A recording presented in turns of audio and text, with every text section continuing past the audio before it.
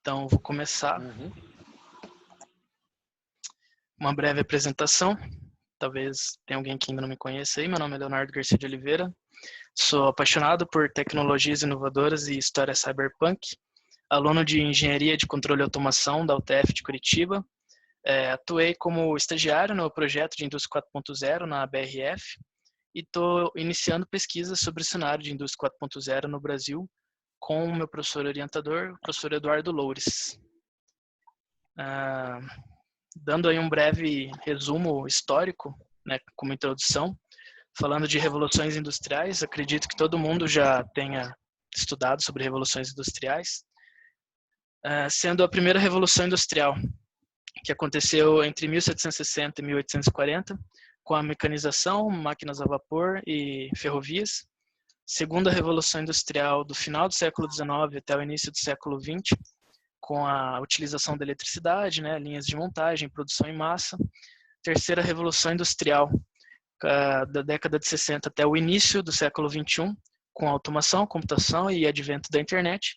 E a gente pode dizer que a gente está hoje na quarta revolução industrial, sendo aí, tentando resumir em poucas palavras, como nas anteriores, a utilização de sistemas cyberfísicos, ou seja, a união do real com o virtual. Tá, mas quarta revolução industrial? Realmente a gente está numa quarta revolução industrial? Bom, Klaus Schwab, o fundador do Fórum Econômico Mundial, ele diz em seu livro que as revoluções têm ocorrido quando novas tecnologias e novas formas de perceber o mundo desencadeiam uma alteração profunda nas estruturas sociais e nos sistemas econômicos, que é o que a gente pode ver com as tecnologias que vêm sendo utilizadas aí do início do século XXI para cá.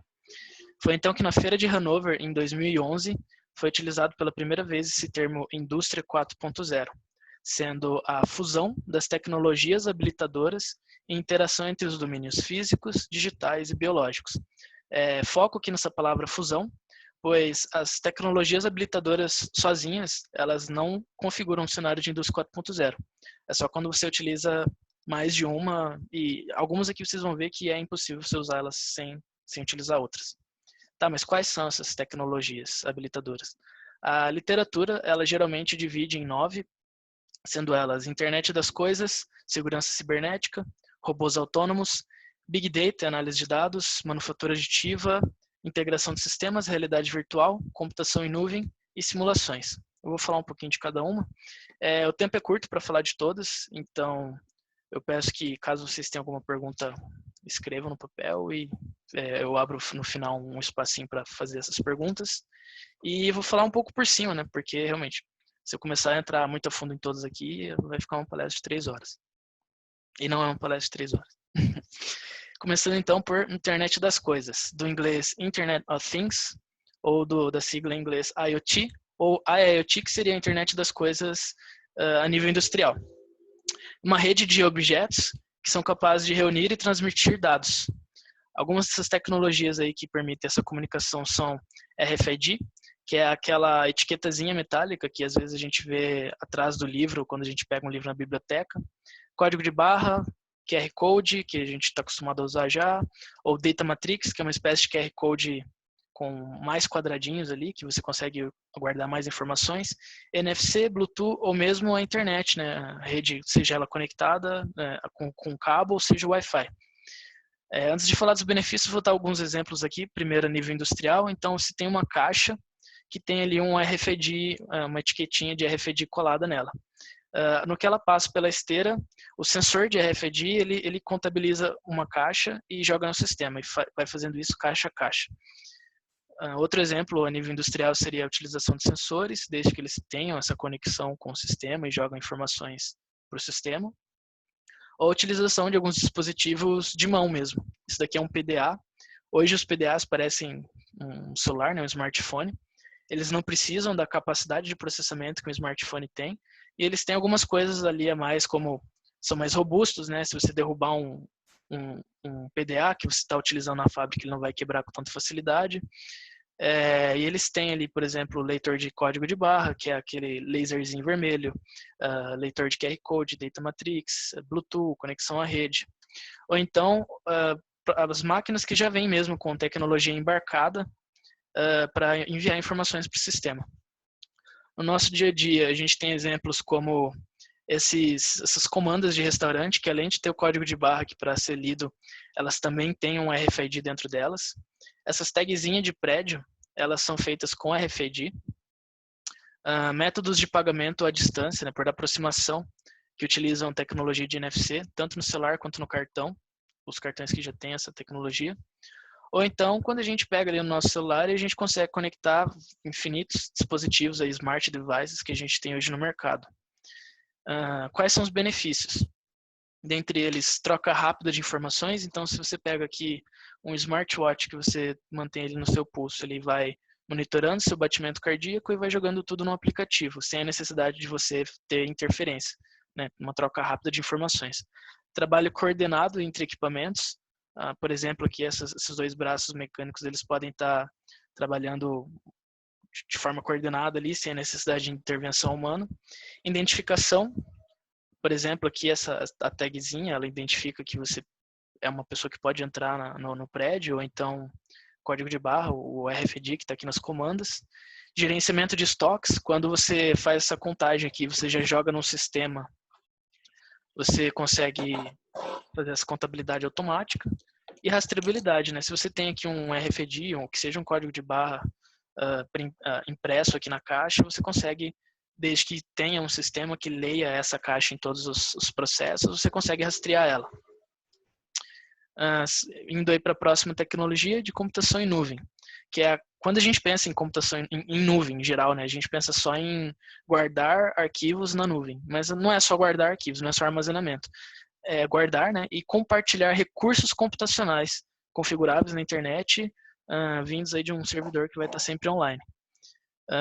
Essa tecnologia ela disponibiliza, como eu falei, não só o armazenamento de arquivos, como também ambiente de desenvolvimento de aplicações e aplicações em si.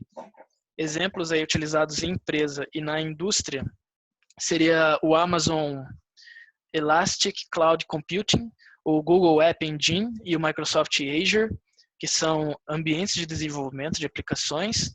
E no nosso dia a dia, Google Drive, OneDrive, iCloud e Dropbox. A exemplo aqui do OneDrive, então. Eu consigo não só armazenar um arquivo nele, como também... desculpa, tem alguém com o microfone ligado aí. Acho que desligaram. Enfim. Não só guardar arquivos nele, como também acessar eles de maneira online. Então, se eu jogo um arquivo do Word no OneDrive, eu posso abrir ele online e editar ele online sem necessariamente ter o programa do Microsoft Word instalado no meu computador, porque no caso do OneDrive ele disponibiliza essa aplicação. Então, benefícios: redução de custo e uso de espaço. Se você não precisa gastar dinheiro com compra e manutenção de um servidor, né? Você já está economizando. E também, se você não precisa ter o servidor na sua sala, você está economizando espaço também. Acesso de qualquer lugar, desde que você tenha conexão com a internet. Redução de perdas de arquivos. É praticamente impossível que você perca um arquivo dentro da nuvem. Diferente do seu celular, seu computador, se você for roubado, se quebrar, você vai perder o seu arquivo. Acesso a aplicativos não instalados, como eu dei o exemplo aqui do Word no OneDrive. E multi-edição em programas. Ainda nesse exemplo do Word, eu posso abrir ele online no OneDrive e uma outra pessoa pode editar esse mesmo programa, esse mesmo arquivo simultaneamente comigo. Daí talvez vocês já tenham se perguntado, tá, mas onde é que fica esse arquivo quando eu jogo ele na nuvem?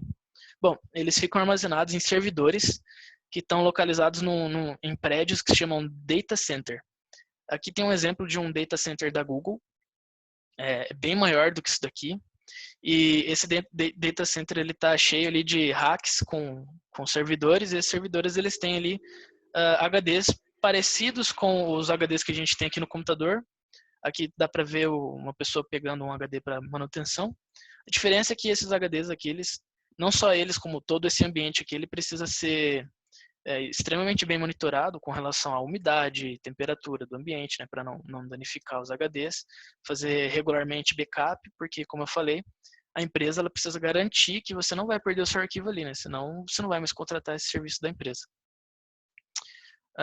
Indo aí para a próxima tecnologia, né, a empresa ela também precisa ter segurança Segurança tanto a física quanto a cibernética.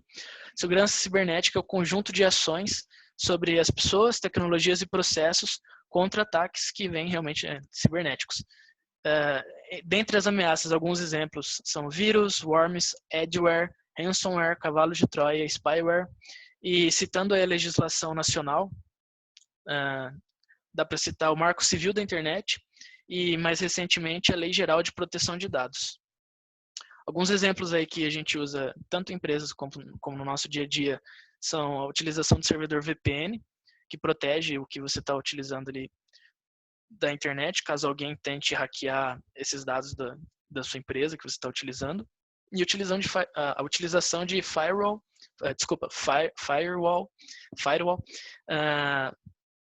que é usado tanto na empresa quanto no seu computador pessoal. Outros exemplos do nosso dia a dia, quando você está conversando com alguém no WhatsApp e aparece ali, as mensagens são criptografadas de ponta a ponta. O que isso quer dizer? Só você que está escrevendo e a pessoa que está lendo conseguem ter acesso a essa informação de maneira legível, de maneira entendível. Se alguém tentar no meio do caminho aqui acessar essa informação, a pessoa vai pegar um arquivo totalmente embaralhado, porque é isso que a criptografia faz, ela embaralha o seu... Ela embaralha a sua informação e depois desembaralha na outra ponta, né? Só ela tem essa chavinha de desembaralhar. Outro exemplo, no nosso dia a dia, utilização de token, quando a gente acessa a conta do banco ali no Internet Banking por um aplicativo. A próxima tecnologia, falar de Big Data e análise de dados. Big Data, como o nome já diz, é um conjunto muito grande de dados e também a capacidade de você tratar esses dados, analisar e obter informações úteis a partir deles. Dá para resumir o conceito em 5V, sendo aí volume, né, como o nome já diz, um grande volume de dados, variedade, esses dados precisam vir de várias fontes, velocidade, não só a velocidade na captação desses dados, mas na análise desses dados, né? Você tem que conseguir analisar esses dados de maneira rápida e eficiente. Veracidade, esses dados eles têm que refletir a verdade. E valor, as informações que você gera a partir desses dados, elas precisam ser úteis. A maneira com que você trata e analisa esses dados para obter informações é chamada de mineração de dados.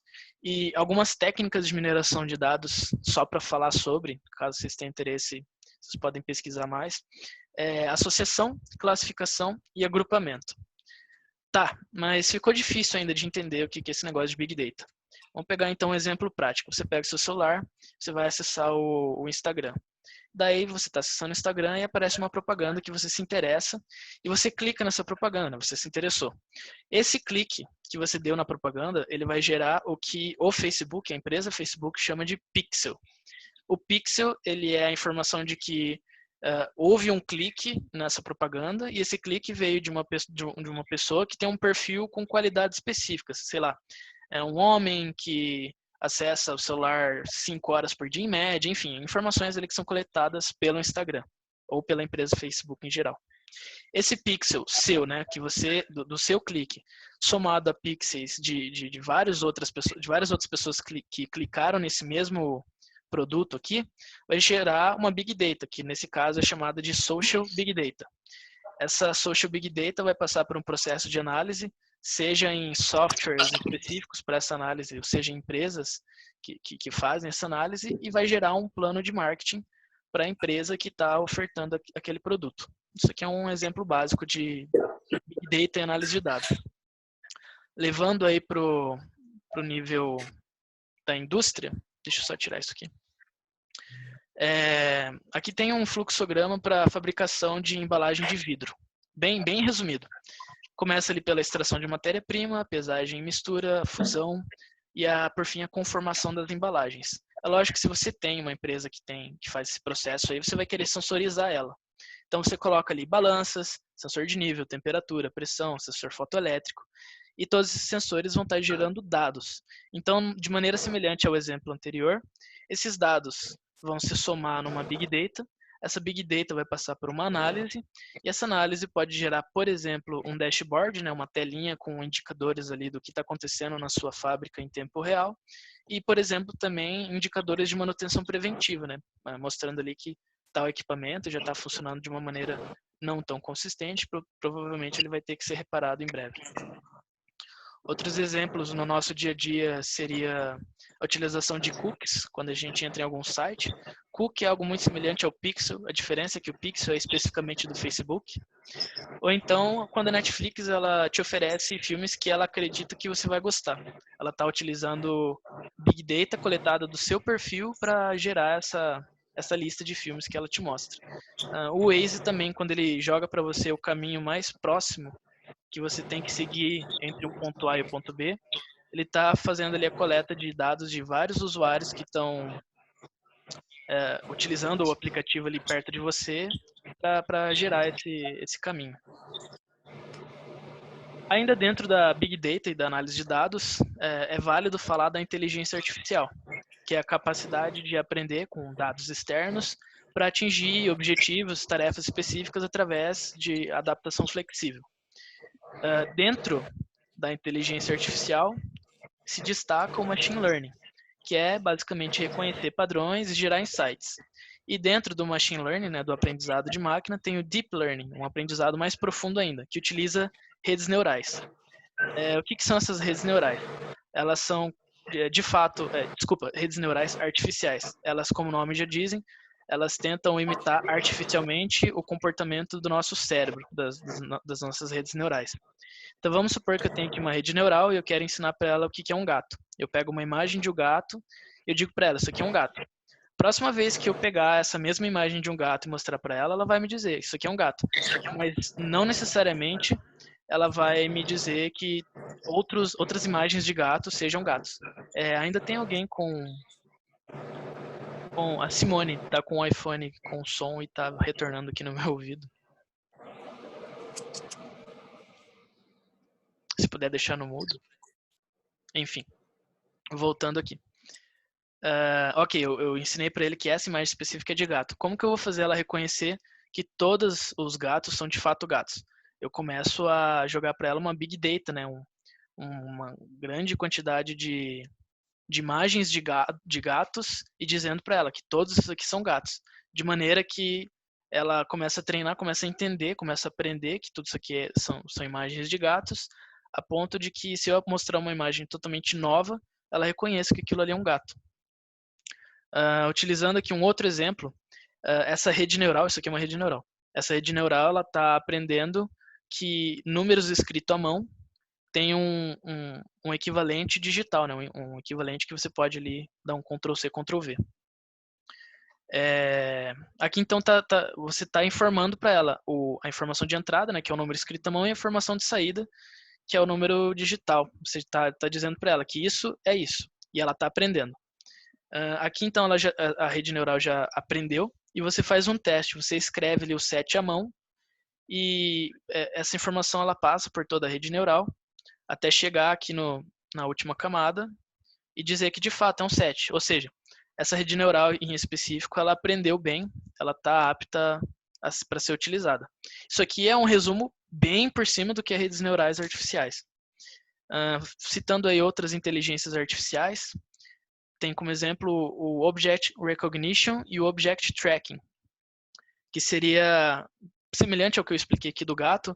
A inteligência artificial está reconhecendo o que é um ser humano e o que é um carro.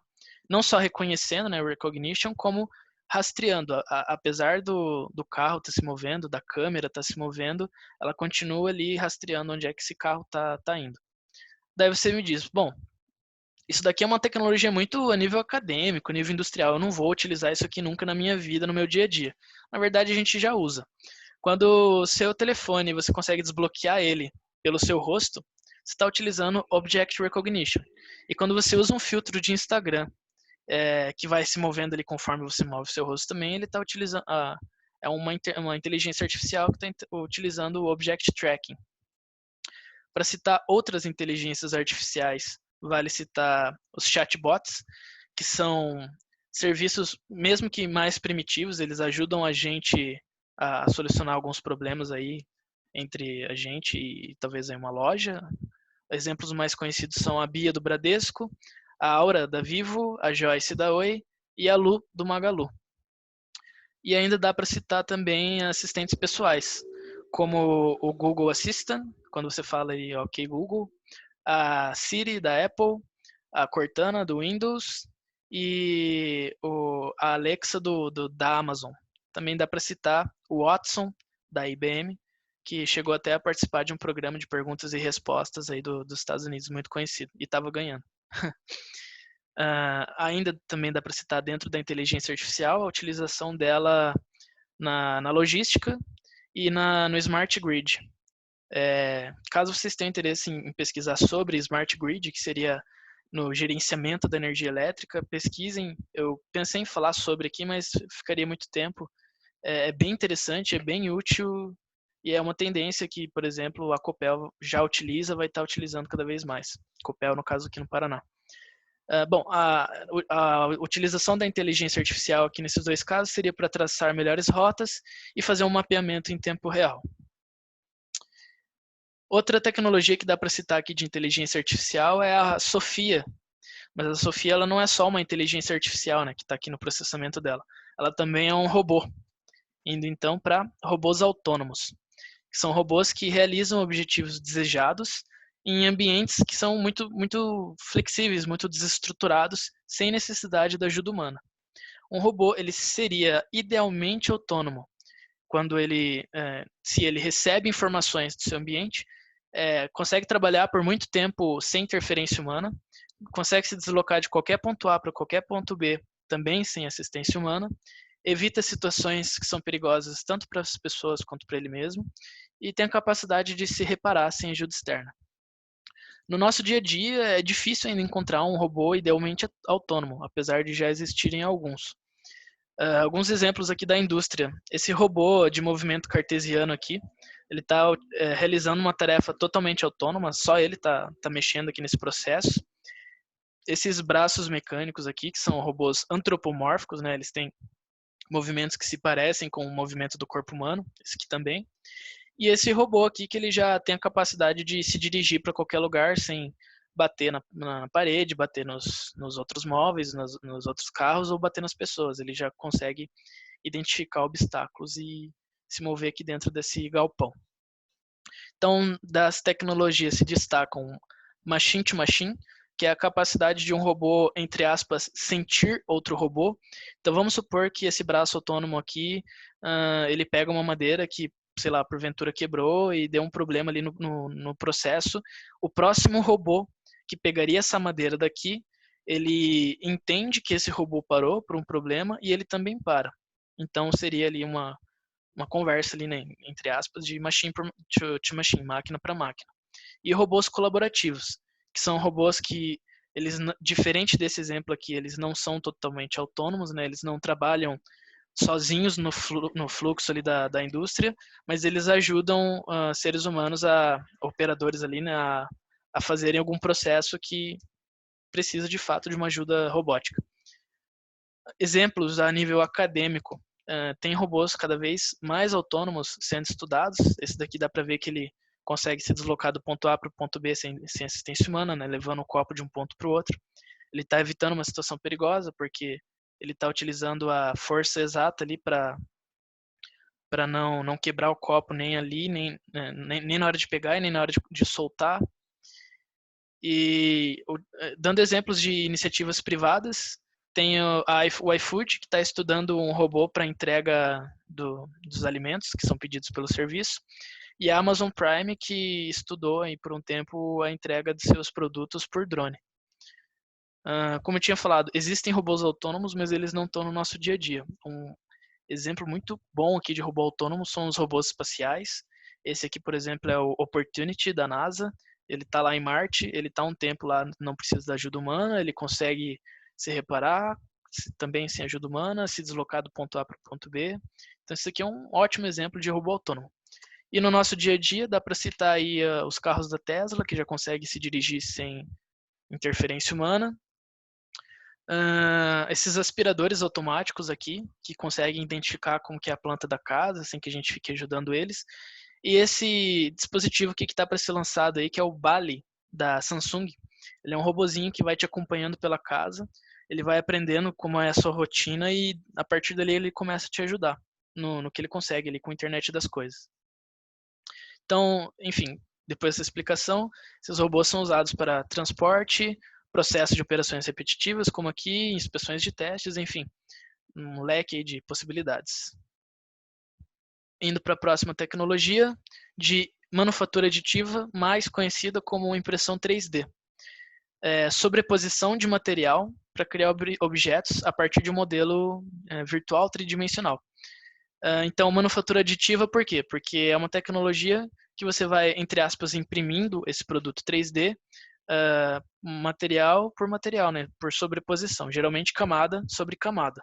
Diferente de, por exemplo, quando você faz um material metálico por usinagem, você não está fazendo uma sobreposição, você não está fazendo uma manufatura aditiva, você está subtraindo o material. A melhora quando você troca a usinagem pela manufatura aditiva, que você não tem tanto gasto de material assim, né? Você não está jogando material fora ali no processo de usinagem. Funcionamento, falando bem por cima, assim, porque existem várias formas de utilizar a manufatura aditiva, mas em geral, você cria um modelo 3D no seu programa ali. O seu modelo 3D, então, você precisa converter ele para um formato de arquivo que seja possível de ler pela impressora que você vai utilizar. Você escolhe qual material que ela vai utilizar. A impressora ela faz a impressão de fato.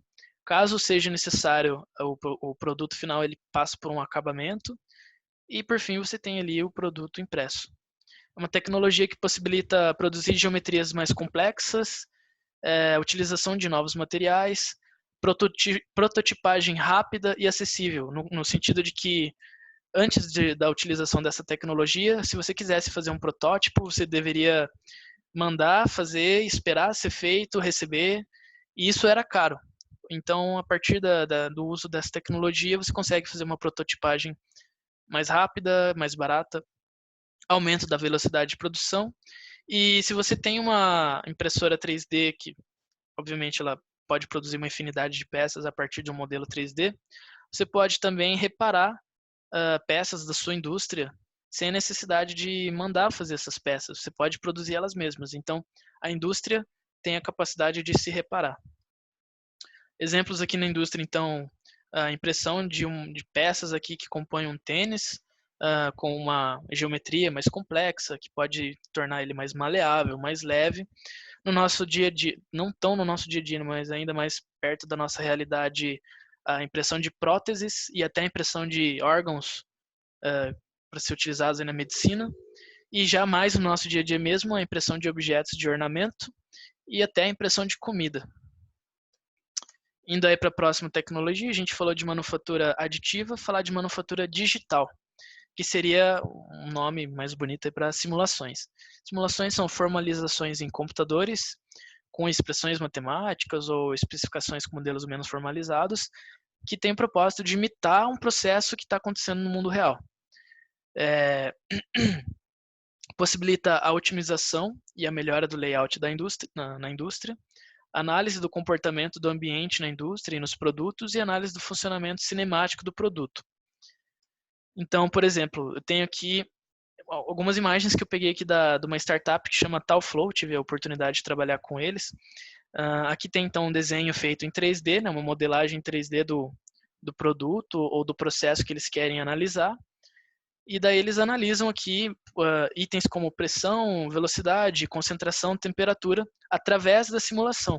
Essa análise, através da simulação, gera insights que vão ser usados ali para definir se muda de estratégia, se não muda, o que dá para melhorar.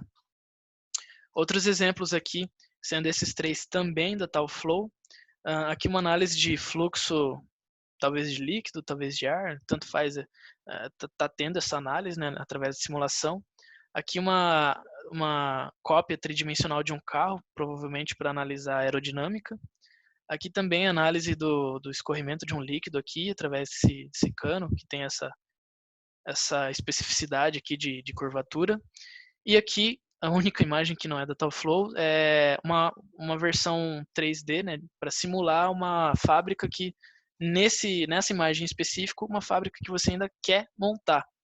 Então, isso daqui já entra o conceito de Lean Manufacturing, que seria um conceito de que você vai montar uma fábrica da melhor maneira possível, da maneira que você vai gastar com menos espaço possível, menos itens de maquinário possível, menos matéria-prima possível, enfim, você vai fazer uma manufatura enxuta, né, que é o nome em português de Lean Manufacturing, sem ter, quanto menos gasto, melhor.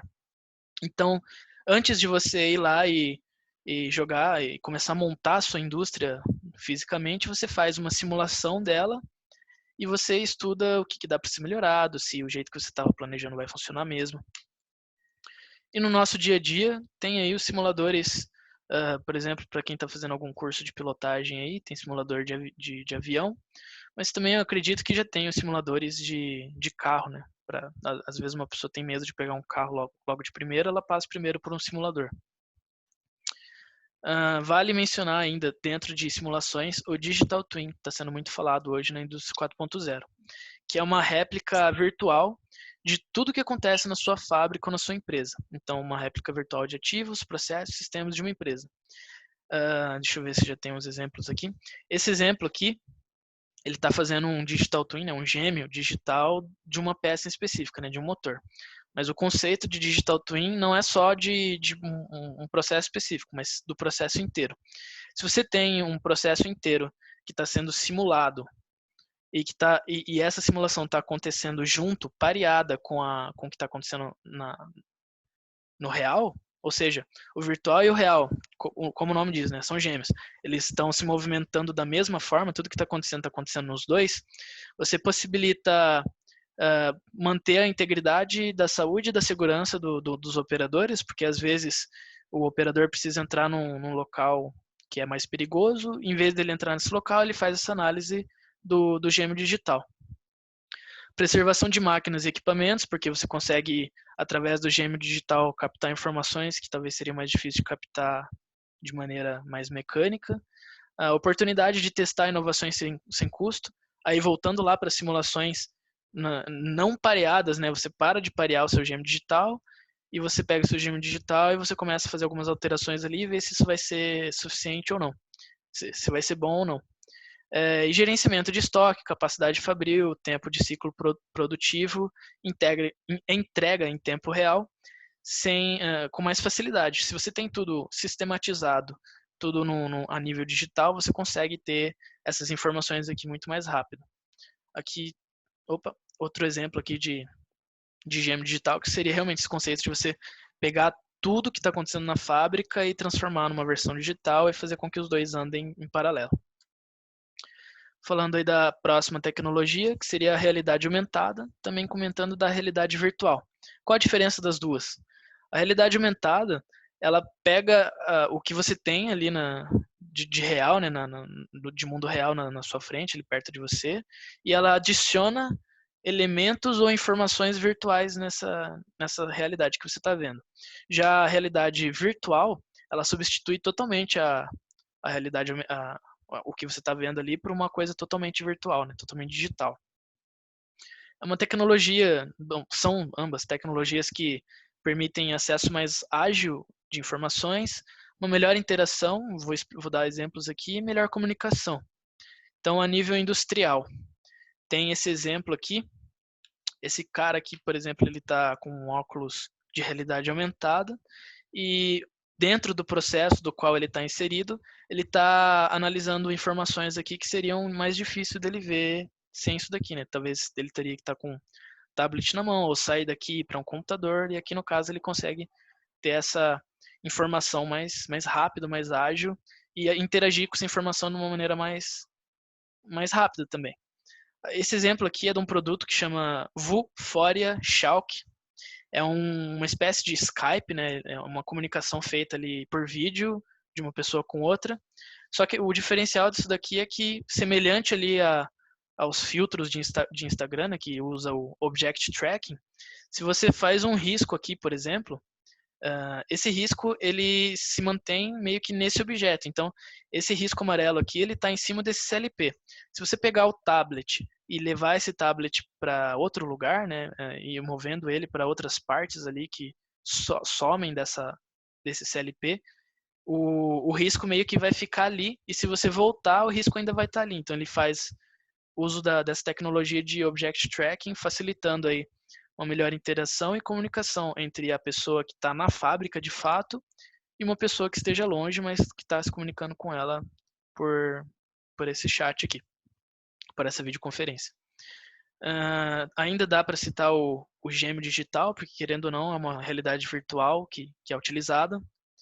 E no nosso dia a dia, a realidade virtual a gente encontra em games, tá certo que ainda muita coisa não está aqui no nosso dia a dia, mas a gente já vê por aí. De realidade aumentada, a utilização para auxiliar no aprendizado, para auxiliar com mapas interativos ou mesmo nos jogos, como Pokémon GO. E nesse exemplo aqui, que uma pessoa ela está a fim de comprar uma geladeira, então ela faz uma simulação com realidade aumentada, colocando essa geladeira na cozinha dela para ver como é que fica de tamanho, se vai caber, se vai ser interessante colocar ali ou não. Indo por fim, na última tecnologia, que seria a integração de sistemas. É a integração, como o nome diz, né, de sistemas de dados, processos, produtos, sistemas de produção e sistemas de gestão na indústria 4.0. Muito tem se falado ultimamente em integração de TI, né, da tecnologia da informação, com TA, que é a tecnologia da automação. Então, cada vez mais a gente está pegando equipamentos de automação e tendo que colocar neles o serviço de TI. Então, no futuro próximo não vai mais existir um setor específico de TI e um setor específico de engenharia. Vai ser uma fusão ali de TI e TA. Existem dois tipos de integração, sendo elas integração horizontal e vertical. Na horizontal, a empresa e as suas cadeias de valor é uma integração feita pela empresa e suas cadeias de valores e suprimentos. Já na vertical, é uma integração de todos os níveis de processo da empresa. Dando, por exemplo, aqui o CLP, né? Ele controla, ele é um controlador lógico programável, ele controla, por exemplo, uma máquina, um conjunto de máquinas. Desse CLP, essas informações passam para um sistema de supervisão e aquisição de dados, que é o SCADA, que é um mapa ali que você consegue ver só pela tela ali do seu computador o que está acontecendo na fábrica. As informações desse sistema SCADA aqui é passada para um sistema MES, que é o sistema de execução de fábrica, né? É um sistema que gera indicadores e pode ser acessado por pessoas de mais alto escalão para tomada de decisão mais rápida. Por fim, passando para o ERP, que é o planejamento de recursos da sua empresa. Então, pegando ali desde o chão de fábrica, que as máquinas estão atuando, até a necessidade que a sua empresa tem de comprar materiais diretos, materiais indiretos no suprimento, ou então iniciativas que a empresa pode tomar de marketing visando melhorar, né, as vendas. Então, é uma integração de todos os processos da empresa, desde o chão de fábrica até a parte ali de negócios mesmo.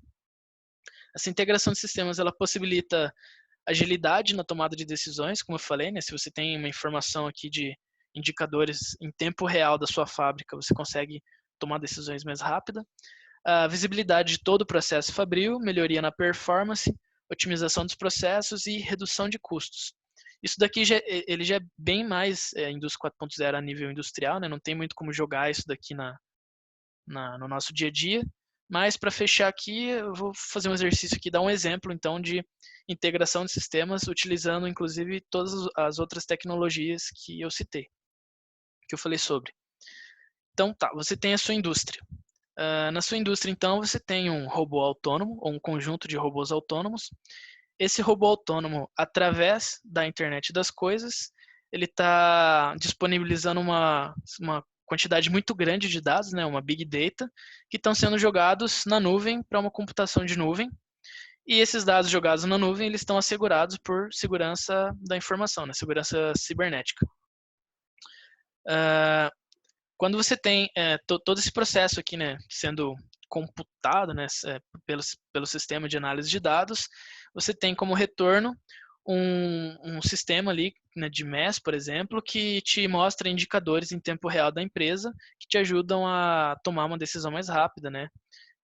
Com termômetros ali, enfim.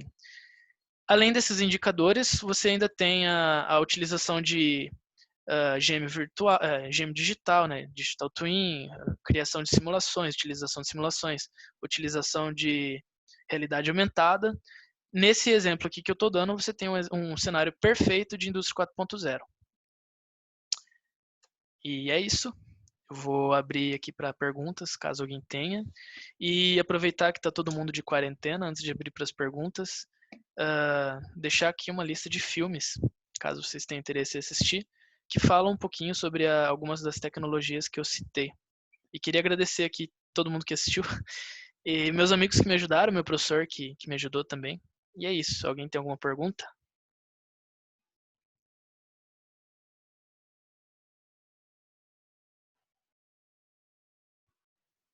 Cara, de pergunta não, na verdade só queria parabenizar a didática aí da sua apresentação, acho que ficou bem claro aí para todo mundo, até que para quem não é muito conhecedor do assunto, a quantidade e a variedade de exemplos aí que você deu foram bem claros e eu acho que num contexto geral foi muito boa. Valeu. Mais alguém? Senão a gente já pode encerrar aqui.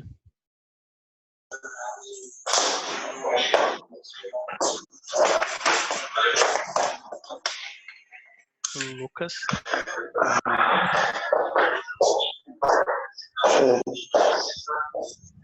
Então, queria fazer uma pergunta, tá dando para me ouvir bem?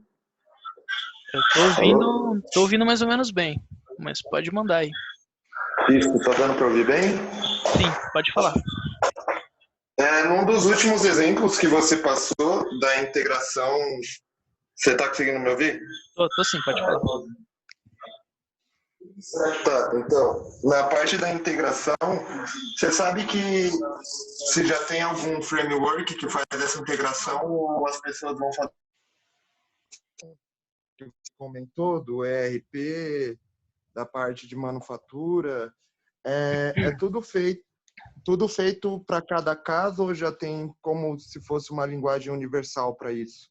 Para, por exemplo, a gente sempre jogar para um mesmo, traduzir, por exemplo, tipo o inglês, uma língua universal, para traduzir todos os sistemas só para uma linguagem e daí separar ou depende de cada caso? Então, pelo que eu conheço, né, do que eu vi aí, trabalhando, por exemplo, na BRF, cara, é impossível você ter uma linguagem única, porque enquanto houverem empresas diferentes, vão haver linguagens diferentes. Citando exemplos aqui de sistemas que não são esses, né? Vamos pegar aí, por exemplo, o SAP, é um sistema muito conhecido, muito utilizado, né, em muitas empresas, em conjunto com um serviço de BI ali, que não seja dessa mesma empresa SAP. Já é feita com total normalidade a integração desses dois serviços, mas ela é uma integração que você, na hora de estudar, comprar, vamos supor que você já tenha o SAP e você quer comprar um serviço de BI. Você tem que chegar no seu fornecedor de BI e você tem que perguntar, olha, só que eu uso o SAP, você consegue integrar? E daí ele vai dizer se sim ou não. A estratégia de mercado da empresa que vende esses sistemas é de ter de fato uma integração, né? Quanto mais o seu sistema consegue integrar com os outros sistemas mais utilizados, como SAP, Ariba, me fugiu da cabeça outros conhecidos aqui. Quanto mais eles conseguirem se integrar, mais eles vão poder vender e mais vão ser utilizados. Falando aqui com experiência do que eu tenho de ERP, é uma ideia que já existe no mercado há muito tempo, então eu acredito que essa integração a nível ERP ela já aconteça com muita naturalidade. SCADA também é um sistema que já existe há um bom tempo. O que eu diria que é mais novo aqui seria essa questão do MES. Tem poucas empresas no mercado que oferecem para você o MES. E geralmente o MES ele não vem pronto numa caixinha e você só instala. Ele é de fato acordado entre a sua empresa e a empresa que vai fornecer, e ela tem que fazer todo um estudo justamente para entender o que ela vai ter que integrar e como ela vai fazer essa integração, até porque essa integração ela não é só um recurso visual, né? Ela tem que conseguir receber esses dados e mostrar esses dados, mas também atuar nesses dados. Então, o MES, ele não é só um negócio que vai te mostrar informações, mas você tem que ter, caso o cliente queira, né, caso a empresa que está comprando queira, tem que conseguir, por exemplo, clicando num termômetro do MES, fazer uma alteração que vai refletir lá no SAP e daí vai, sei lá, mandar para avisar para uma pessoa que trabalha em suprimentos, entende? Então, acho que eu respondi essa pergunta, né? Valeu, velho. Mais alguém?